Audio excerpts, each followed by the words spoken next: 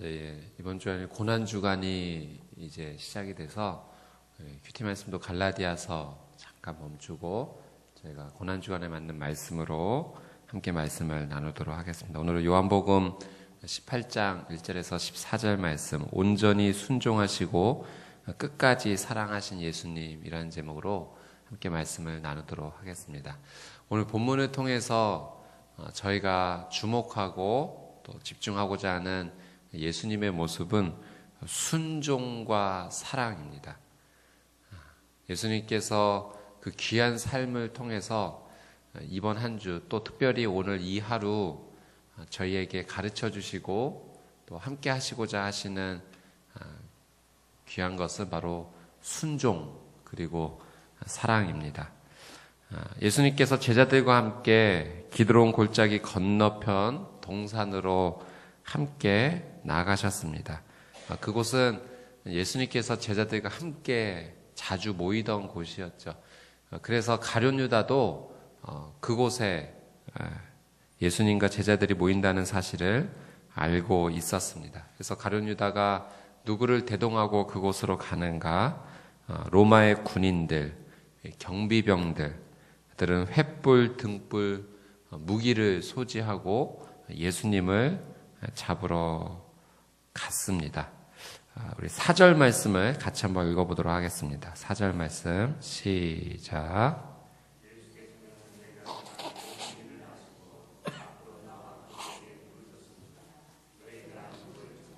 아멘. 예수께서는 자기가 당할 모든 일을 아시고에 한번 밑줄을 그어주시고요. 예수님께서는 앞으로의 상황이 어떻게 진행이 될지 그리고 이것이 어떠한 상황인지 모든 것을 다 아시고 계셨다라고 성경이 기록을 하고 있습니다. 모든 것을 다 아셨지만 그럼에도 불구하고 그것이 하나님의 뜻이었기 때문에 그 자리에 순종함으로 그 자리에 나가셨다라고 하는 것이죠. 예수님께서 우리에게 순종해야 된다. 하나님의 말씀에 순종해야 된다라고 말로만 하신 것이 아니라 직접 삶을 통해서 보여주신 거예요. 우리도 그러한 삶을 살기를 하나님께서 원하신다는 사실이죠. 오늘 우리가 정말 집중해서 한번 나가야 될 상황은 내가 하나님께 순종해야 될 삶이 무엇일까? 이 고난주간에 예수님께서 삶을 통해서 보여주신 그 순종, 나는 어떻게 따라갈 수 있을까를 한번 깊게 생각해 봐야겠습니다. 여러분, 순종은 99% 순종하는 것이 아닙니다. 100% 순종하는 거죠. 99% 순종은 어떻게 보면 불순종입니다. 그렇죠? 완벽하지 않은, 온전하지 않은 것이죠. 100% 완벽하게, 온전하게 나갈 때 그것을 우리는 순종이라고 합니다. 알면서도 우리는 순종할 수 있을까? 생각해 봐야 되겠습니다. 예수님의 고난에 참여한다는 것은 무엇일까? 그 의미를 생각하면서 오늘 이 하루의 순종에 대해서 우리가 깊게 묵상하고 나가야 됩니다. 손해보는 줄 알지만, 피곤한 줄 알지만, 그 일을 함으로 피곤한 줄 알지만, 그 일을 함으로써 내가 더 어려워질 줄 알지만, 이익이 없을 줄 알지만, 예수님의 고난에 참여하는 마음으로, 예수님의 그 고난, 예수님께서 당하신 그 고난에 감사하는 마음으로 오늘 이 하루는 저희가 순종해야 할 것입니다. 하나님을 사랑하는 마음으로, 하나님께서 나를 그렇게 사랑해 주셨기 때문에 우리도 하나님을 사랑하는 마음으로 오늘은 어제와는 다른 순종의 마음을 한번 가져봤으면 좋겠습니다. 오늘 여러분의 삶 가운데 예수님처럼 그러할 줄 알지만, 이 모든 일이 어떻게 진행될 줄 알지만 그럼에도 불구하고 예수님의 고난에 감사하며 참여하는 마음으로 오늘 이 하루 100% 순종하시는 저와 여러분의 삶이 되시기를 주님의 이름으로 축복합니다. 아멘. 그리고 5절 말씀을 같이 한번 읽어보도록 하겠습니다. 5절, 6절 시작. 나사렛 사람 예수요. 예수께서 그들에게 말씀하셨습니다. 내가 그 사람이다. 배반자 유다도 그들과 함께 거기에 서 있었습니다. 예수께서 내가 그 사람이다 하시자 그들은 뒤로 물러나 땅에 엎드려졌습니다.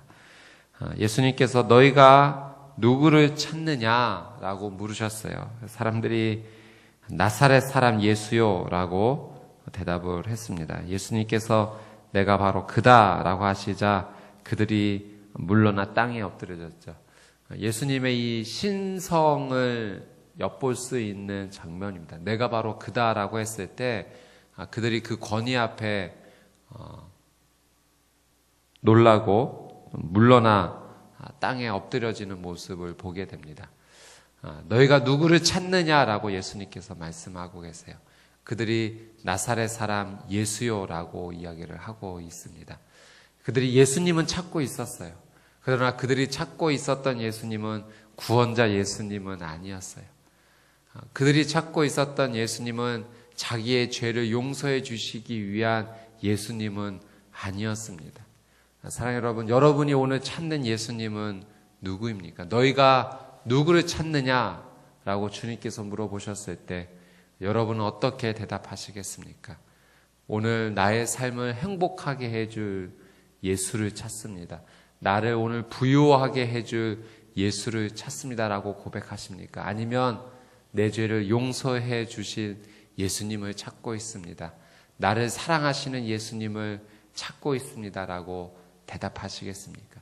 나사렛 예수를 찾고 있습니다라고 대답하지만 그 예수님을 찾는다라는 그 깊은 의미 안에는 나는 어떤 고백이 담겨 있는지 오늘 이 말씀을 통해서 다시 한번 깊게 우리의 삶을 돌아봐야 할 것입니다. 예수님께서 나를 정말 사랑하셔서 내 죄를 용서해 주시기 위해서 대신 채찍질 당하시고 고난 당하시고 모욕 당하시고 수치를 당하셨습니다. 오늘 여러분은 어떤 예수님을 찾으시겠습니까? 그리고 어떤 예수님의 모습을 닮아 가시겠습니까? 나사렛 예수를 찾습니다라고 대답하지만 그 의미는 어떤 의미가 담겨져 있습니까? 오늘 이 예수님을 찾는 삶 가운데 그저 나의 삶을 유익하게 하고 좋게만 하는 예수님을 이용하고자 찾는 것이 아니라 나를 사랑하신 그 예수님 앞에 온전히 엎드려 나가 경배하는 저와 여러분의 삶이 되시기를 주님의 이름으로 축복합니다. 아멘. 우리 8절, 9절 말씀을 같이 한번 읽어보도록 하겠습니다. 8절, 9절 시작.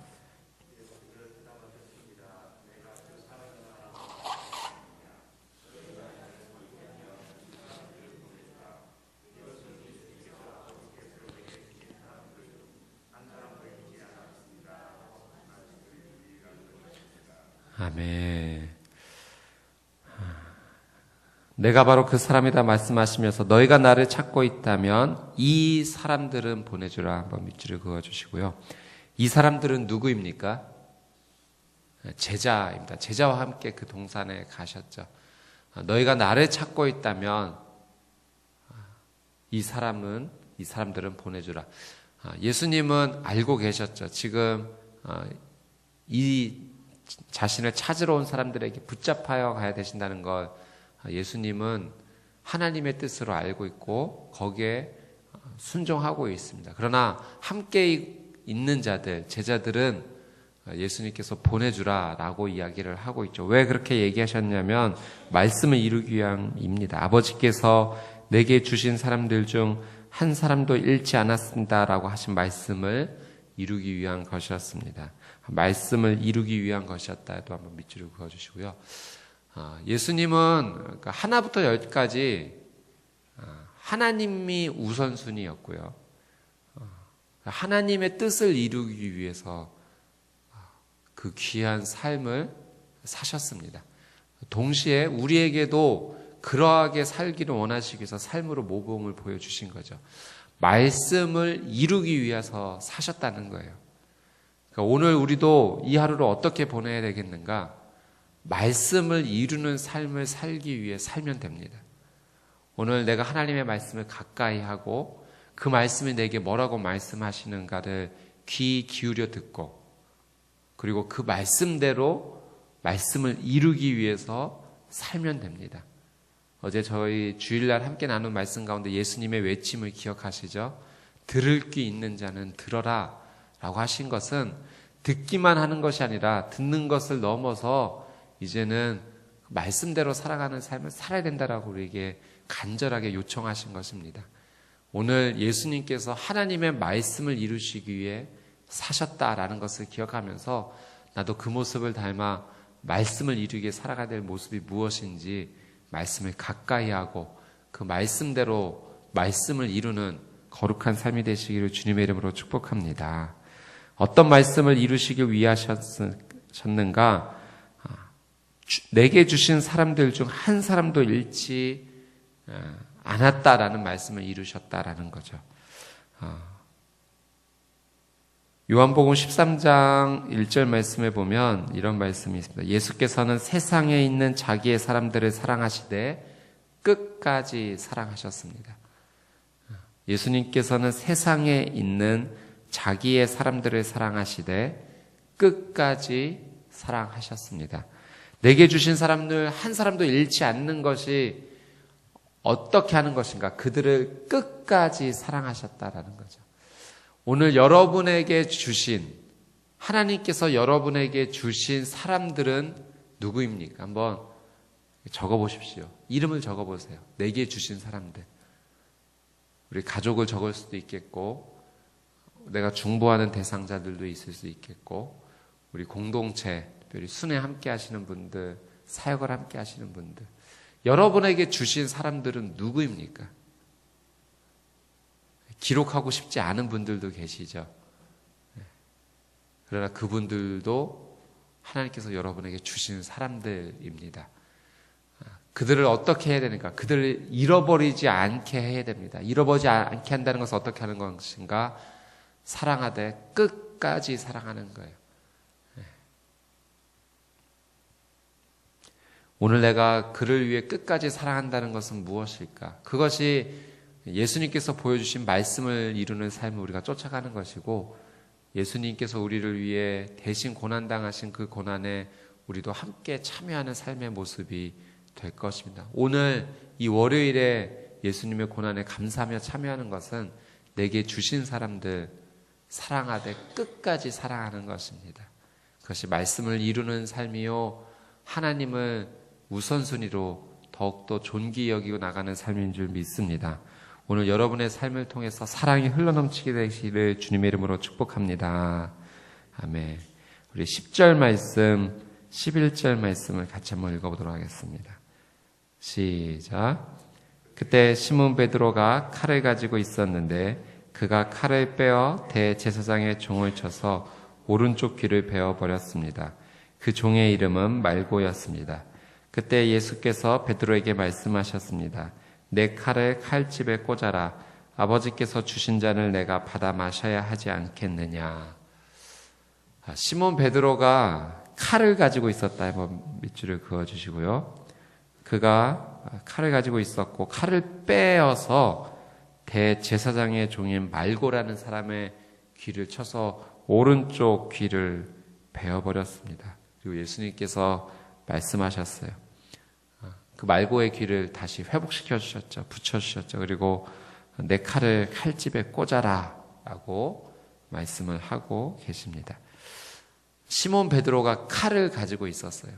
그리고 그 칼은 어떤 한 사람의 귀를 베어내는 데 사용이 되어졌습니다. 베드로가 칼을 가지고 있는 것처럼 사실 우리도 칼을 가지고 있죠. 여러분이 가지고 있는 칼은 어떤 칼입니까? 그리고 그 칼은 어떻게 사용되어지고 있습니까?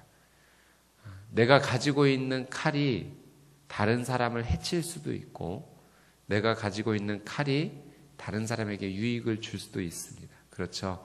이 칼이 사람을 상하게도 하지만 칼이 음식을 만드는 데 쓰인다면 그것은 생명을 귀하게 여기는 곳에 쓰임을 받는 거죠. 이 칼이 어떻게 쓰여야 되는지 우리는 생각을 해야 될 것입니다. 제가 잊지 못하는 꿈이 하나가 있는데요. 저희가 매일매일 얼마나 많은 꿈을 꿉니다. 근데 다 기억하지는 못하잖아요. 일어나서도 잊어버리고. 근데 제가 예전에 제가 차세대 섬겼을 때 아이들 데리고 캄보디아에 아웃리치를 가서 그곳에서 마지막 날 꿨던 꿈이 참 인상에 많이 남아 있습니다. 그 꿈에서 제가 이렇게 도망 다니는 꿈을 꾸었어요. 누군가 저를 막 쫓아오고, 그리고 제가 도망 다닐 때만 되는 그런 상황 속에서 갑자기 이 전세가 역전이 되어서 나를 쫓아오던 사람들을 제가 붙잡고 그들에게 복수를 할 수 있는 기회가 생겼습니다. 그때 제 손에 칼이 들려져 있었어요. 이 칼로 이 사람을 치면 모든 것이 이제 끝나는 상황입니다. 근데 제가 그 칼을 들고 굉장히 고민했어요. 이걸 어떻게 해야 될까? 그러다가 잠이 깼어요. 그리고 깨고 나서 고민이 됐죠. 내게 칼이 주어졌구나. 내게 주어진 칼을 어떻게 사용해야 될까? 라는 이 질문이 저에게 남겨지게 되었습니다. 사랑하는 여러분, 우리 모두에게는 칼이 있어요. 근데 이 칼을 다른 사람을 상하게 하는 곳에 사용할 것인가? 복수를 하는 곳에 사용해야 될 것인가? 아니면 사람을 살리는 곳에 사용될 것인가? 우리는 결정해야 됩니다. 오늘 예수님께서는 삶을 통하여 두 가지 귀한 삶의 모범을 우리에게 보여주셨어요. 그것은 순종과 사랑입니다. 예수님께서는 칼이 없으셨을까요? 칼이 있으셨어요. 성경에 보면 12영도 되는 천사들을 지휘하실 수 있는 칼이 있으셨어요.